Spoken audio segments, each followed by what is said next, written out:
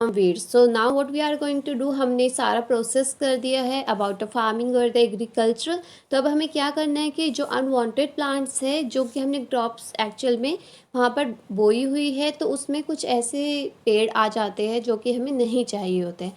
तो वो जो अनवांटेड प्लांट्स होते हैं जिनको हम वीड्स बोलते हैं, हमें क्या करना होता है, हमें अपनी क्रॉप को, अपनी फसल को उन वीड्स से बचाना होता है। तो how we are going to protect it from it, let's start with me.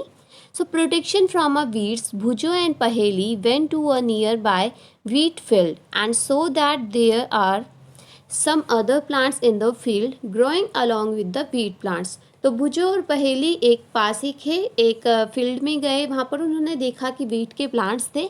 But उन्होंने एक और चीज़ नोटिस की कि वीट के प्लांट्स के पास कुछ अलग से पेड़ भी, कुछ अलग से प्लांट्स जो थे वो वहाँ पर ग्रो कर रहे थे वीट के प्लांट के साथ साथ। सो लैंड्स में grow naturally along with the grew, that means वो प्लांट्स जो है वो एक्चुअल में नेचुरल ही ग्रो कर रहे थे।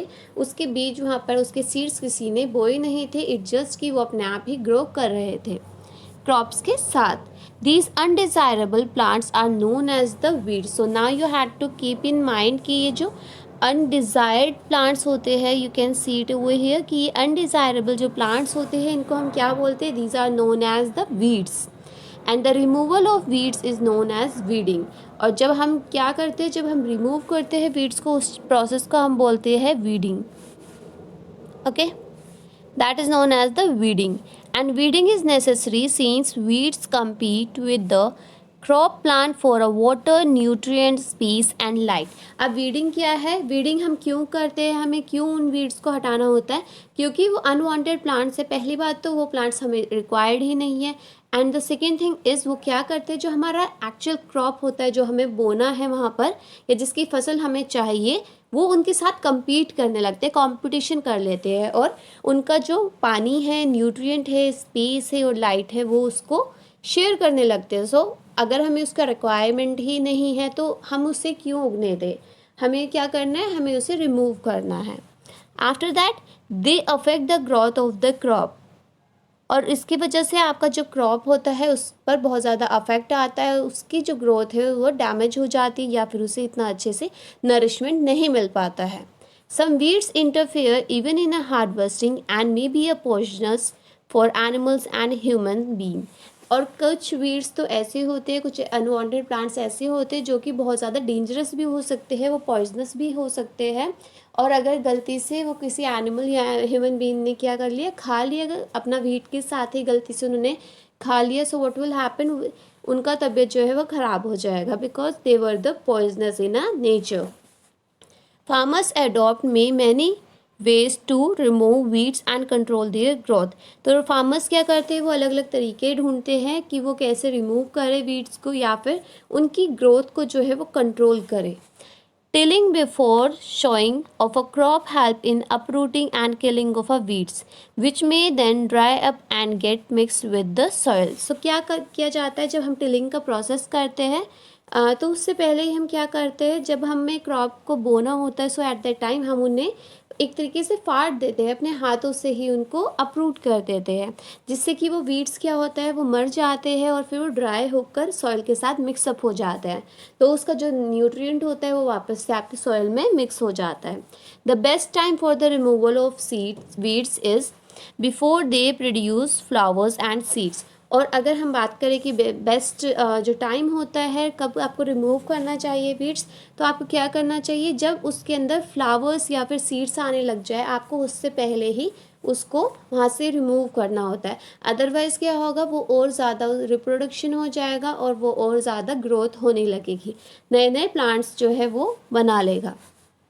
The manual removal includes physical removal of weeds by uprooting or cutting them close to the ground from a time to time.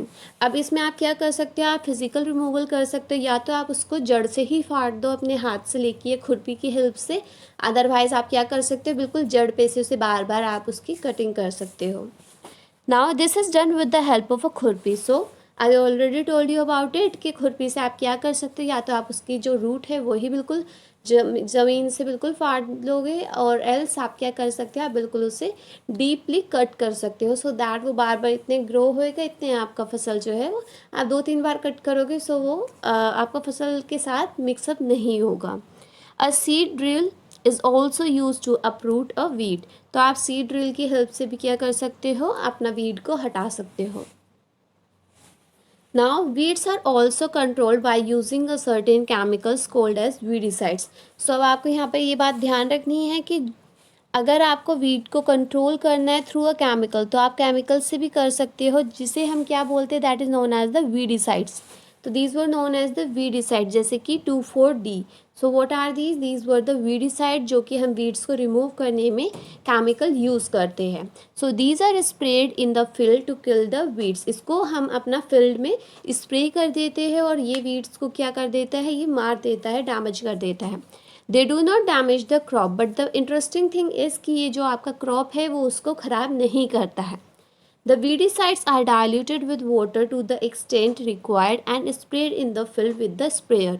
आपको क्या करना होता है, आपको वीडिसाइड को जो है पानी के साथ मिक्सअप करना होता है, डाइल्यूट करना होता है, और उसके बाद आपको ये स्प्रे कर देना होता है जो भी आपकी फील्ड है, स्प्रेयर की हेल्प से। As already mentioned, the weedicides are sprayed during the vegetative growth of the weeds before flowering and seed formation।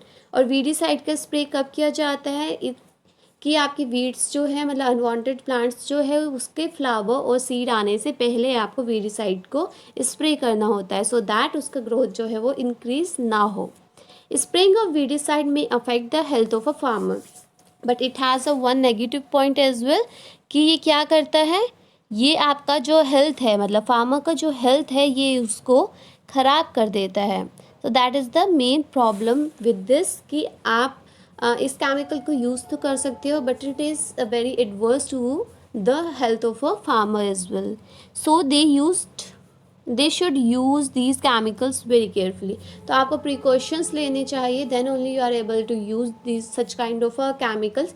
Otherwise just try to avoid all these chemicals. You can just use a physical method, कि आप खुरपी की help से करो या फिर cutting से करो, सी ड्रिल की हेल्प से करो, that is most convenient. Now they should cover their nose and mouth with a piece of a cloth during spraying, or else if they want to be they don't had any other option और उनको spray करना ही है, so what they can do, वो अपना nose और जो अपना mouth है एटलीस्ट उसको वो कवर करे जब वो ये स्प्रेइंग वाला प्रोसेस कर रहे होंगे। So do weedicide have any effect on the persons handling the weedicide sprayer. तो अगर हम कोई भी वीडिसाइड अगर हम यूज़ करते हैं, so obviously there is a negative effect is well, क्योंकि weedicides were also a chemical, और केमिकल जो है उसका हमेशा कोई ना कोई एडवर्स इफेक्ट तो रहता ही है। So we should handle it care with. तो अगर हम केयर से हैंडल करेंगे, it will be much beneficial.